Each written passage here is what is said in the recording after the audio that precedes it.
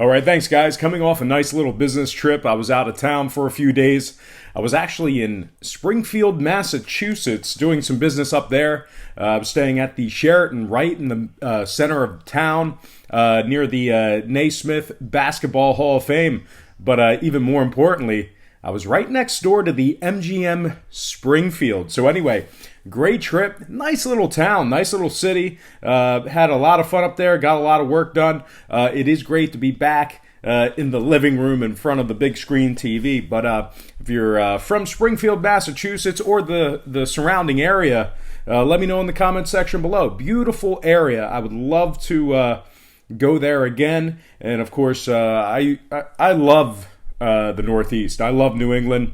Me and Paul Hilliard, we used to drive to Foxwoods and Mohegan once a month back in the day, and I love driving through Connecticut, Massachusetts, Rhode Island, upstate New York. It's just beautiful, especially in late September, early October. But anyway, more importantly, we got a huge slate of Major League Baseball games here for Friday. Now, happy Friday. The weekend's already here. I'm leaning toward a lot of underdogs here today. So let's go ahead and get into them. A lot of underdog action here today. So let's go ahead and start with the Brewers taking on the Nationals. 7:05 Eastern first pitch in the nation's capital. Washington's minus 150, totals at 9. Not a whole lot of movement on the total as of yet. Pretty good two-way action there. We did see a little bit of movement downward on the total. The Nats open and remain minus 150. Total open 9.5 down to 9 flat. 67% are leaning Nationals, 84% shaded toward the over. Right now, Milwaukee is plus 140 on the money line. The Nats plus $1.30 on the run line. We have Adrian Puke Boy Hauser for the Brewers. He threw up on the mound in his last start. We also have Patrick Corbin for the Nationals on the other side. Corbin is 9-5 with a 3.41 ERA and a 1.15 WHIP. Corbin also has 172 strikeouts and just 147 innings pitched for Washington. Now on the other side for the Brewers, Puke Hauser is 5-5 with a 4.00 ERA and a 1.33 WHIP. Milwaukee is 27-32 away from home. Winners in just 27 out of 59 when traveling. They rank 25th in striking out on average per game, 24th in walks allowed, 19th in road scoring. The Nationals on the other side, winners in 4 out of their last 5. They're also 5-2 in their last 7 at home. Now, they've been pretty good at cashing those run line plays this year. They're 68-52 against the spread overall for the year. They are also 6th in striking batters out. Now, total-wise, Washington is 4-2 to the over in their last 6. Milwaukee 6-3 to the over in their last 9. I'm going to lean Nationals minus 150 and the over 9 runs in that game. And before we go ahead and move on, just want to take a quick timeout and welcome you to the show. Got some lines of personal leans out for Friday's Major League Baseball action. Once again, happy Friday. The weekend is already here. Now, I got to remind you to check me out on my website at patreon.com/frogpage. We do premium plays, premium selections on that site. Those are my personal plays. Those are the plays that I have action on. And I share those with you guys on Patreon. There's many different packages, memberships, and tiers, and they begin at just $1.99 per month. There's also plenty of free content there as well. So I implore you just to at least check it out. You don't even have to sign up. Just take a look at the free content. That's patreon.com/frogpage.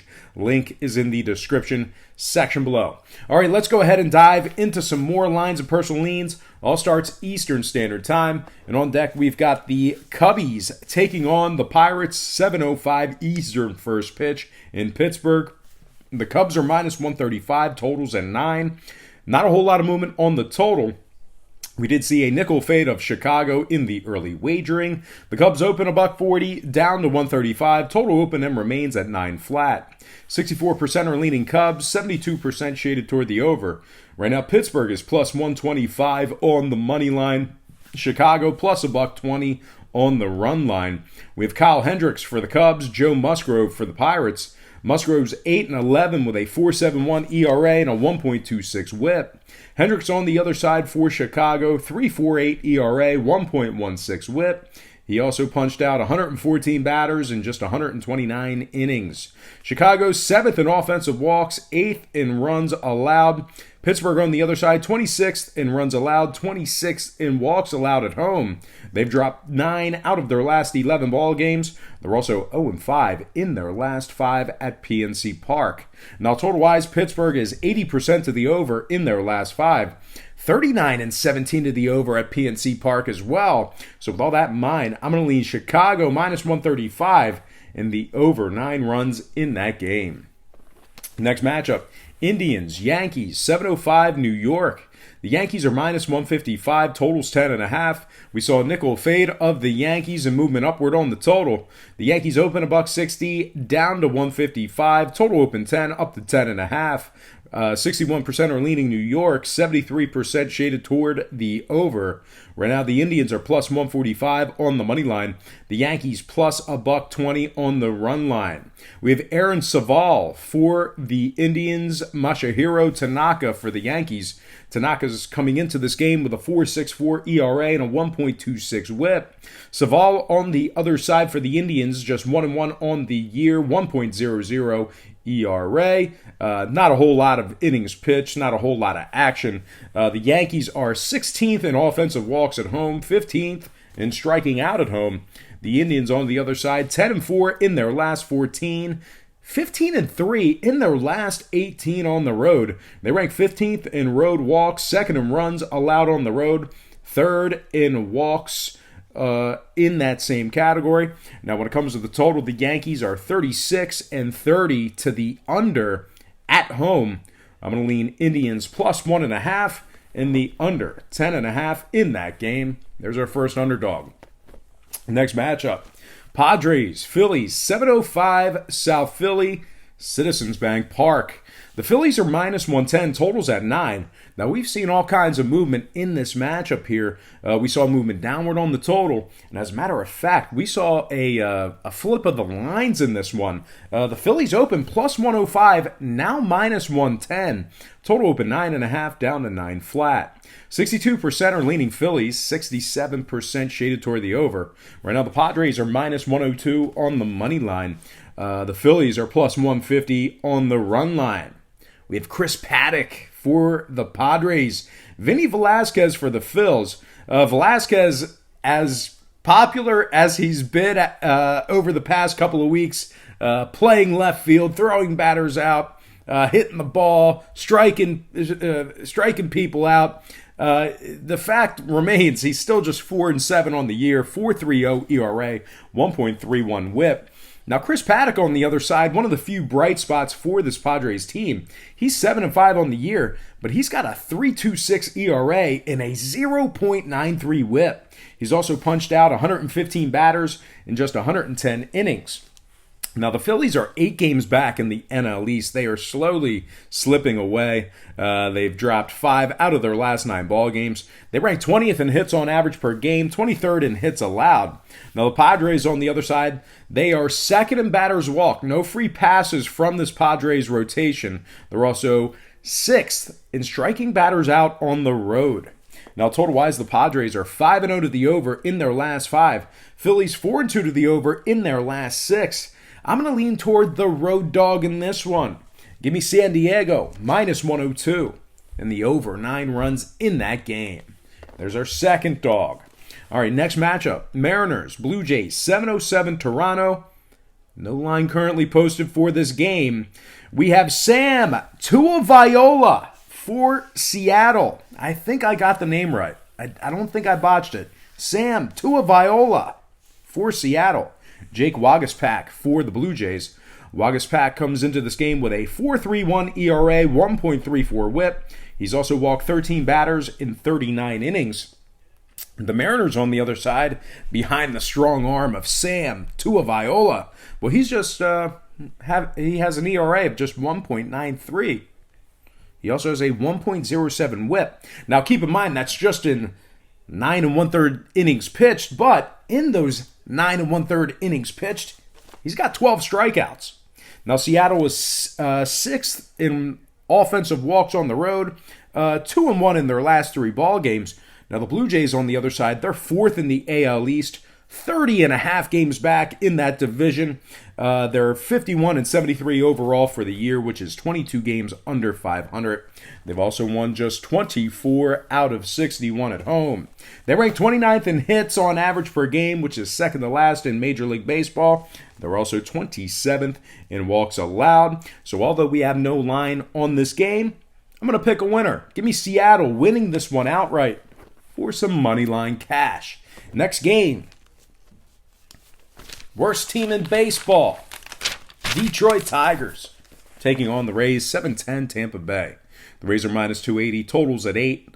No movement on the total. We saw a dime fade of the Rays. Tampa Bay open 290, down to 280. Total open and remains at 8 flat. 74% are leaning Rays, 65% shaded toward the over. Right now, the Tigers are plus 255 on the money line. The Rays minus $1.35 on the run line. We have Daniel Norris for the Tigers, Charlie Morton for the Rays. Morton's 13-4 with a 2.90 ERA and a 1.09 WHIP. He's also punched out 184 batters in just 149 innings pitched. Daniel Norris on the other side for the Tigers, 3-10 on the year, 4.94 ERA, 1.42 WHIP. The Rays are 1.5 games ahead of Oakland for that second wild card spot in the American League. They're 9th in hits on average per game, 2nd in runs allowed. The Tigers on the other side, they are once again the worst team in Major League Baseball. Very pathetic. They can't keep the ball in the park. Fly balls, it's hitting their glove and going out of the stadium. They're tripping over bases. They're shitting their pants. No, I don't think they're doing that. They might be. At least they're not throwing up on the mound. But anyway, they are terrible. Worst team in Major League Baseball. Maybe one of the worst teams to ever exist in this great sport. They're just 36-82 overall for the year. Losers in 12 out of their last 14 on the road. Now, total-wise, the Rays are 80% to the over in their last 5. I'm going to lean Rays minus 1.5 and the over 8 runs in that game. Next matchup, Orioles, Red Sox, 7-10 Fenway. The Red Sox are minus 255, totals 11.5. We saw a 10-cent fade of Boston and movement downward on the total. The Red Sox open 265, down to minus 255. Total open 12, down to 11.5. 74% are leaning Boston, 72% shaded toward the over. Right now, the Baltimore Orioles are plus 235 on the money line. Boston minus 145 on the run line. We have Aaron Brooks for Baltimore, Rick Porcello for the Red Sox. Porcello's 10-9 with 107 strikeouts and just 133 innings pitched. Aaron Brooks on the other side for Baltimore, 2-6 on the year, 6.35 ERA, 1.41 WHIP. Boston, 2-1 in their last 3, but they did take 2 of 3 from Cleveland. Took 2 of 3 from Cleveland, so they definitely needed that. They're just barely hanging on. They are 10-4 in their last 14 at home, taking on Baltimore if you're into historical trends. The Red Sox, they still can hit the ball. They're second in scoring, first in hits. They're also second in striking batters out. It's amazing. Now, Baltimore on the other side, they're the second worst team in Major League Baseball. They're pretty pathetic as well. They can't throw the ball. Balls are being hit to right field, and the guy's picking it up, and he's throwing it like the kid in the the kid in the Sandlot, where it just like goes backwards. It's like Jameis Winston in that national championship game that he threw, where he threw the ball backwards. Oh my God! But anyway, Baltimore, second worst team in Major League Baseball, 39-82 overall for the year. That's 43 games under 500. That makes me want to blow chunks like Adrian Hauser. Baltimore has also won just 21 out of 60 away from home. Now, total-wise, the Orioles are 6-0 to the over in their last 6. Boston 14-6 to the over in their last 20. Give me the Red Sox minus 1.5 and the over 11.5 runs in that game. Actually, it was very cool to watch Boston play when I was in Springfield, Massachusetts, right there at the MVP lounge in the Sheraton. And of course, I was fading Boston, and they go ahead and beat the Indians that night. But anyway, cool to watch that in the hometown while drinking some very weird craft beer, some very bizarre IPAs. Anyway, let's go ahead and move into our next game. It is going to be Cardinals, Reds, 7-10 Cincinnati. The Reds are minus 135, totals at 9. 15-cent fade of Cincinnati and movement downward on the total. The Reds open $1.50, down to 135. Total open 9.5, down to 9 flat. 59% are leaning Reds, 54% shaded toward the over. Right now, the Cardinals are plus 125 on the money line. The Reds are plus 140 on the run line. We have Adam Wainwright for the Cardinals, Luis Castillo for the Reds. Castillo's walked 61 batters in 143 innings pitched. Now Wainwright on the other side for St. Louis, 8-8 on the year, 118 punch-outs in just 120 innings. St. Louis is tied for first in the NL Central, 63-56 overall, winners in 5 out of their last 6 games. They've also been pretty good on the run line. They're 34-28 ATS when traveling. The Cards are also 5th in runs allowed, 5th in hits allowed, 10th in striking batters out on the road. Now the Reds on the other side, 21st in scoring, 24th in offensive walks. They were in 4th place in the NL Central. They've lost 4 out of their last 5 ball games, and they are 20th in walks allowed at home. Now total-wise, the Reds are 8-4 to the over in their last dozen. I'm going to lean toward another dog. Give me St. Louis plus $1.25. And the over 9 runs in that game. Next matchup, Dodgers, Braves, 720 Atlanta. The Braves are minus 120, totals at 10. We saw a 10-cent move toward Atlanta and movement upward on the total. Dodgers are the dogs in this one.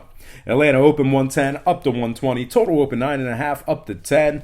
55% are leaning toward the Dodgers. 61% shaded toward the over. Right now, Los Angeles is plus $1.10 on the money line. The Braves plus $1.65 on the run line. We have Kenta Maeda for the Dodgers, Mike Soroka for the Braves. Now, Kenta Maeda comes into this game with a 1.09 whip. He's also punched out 128 batters and 122 innings pitched. He's catching plus money right now. The Dodgers are tied for the most wins in Major League Baseball. They have 81 of them. They're 81-42 overall for the year, 39 games over 500, nearly 40 games over 500 right now. They've also won 9 out of their last 11 ball games. They rank 5th in scoring, 2nd in offensive walks.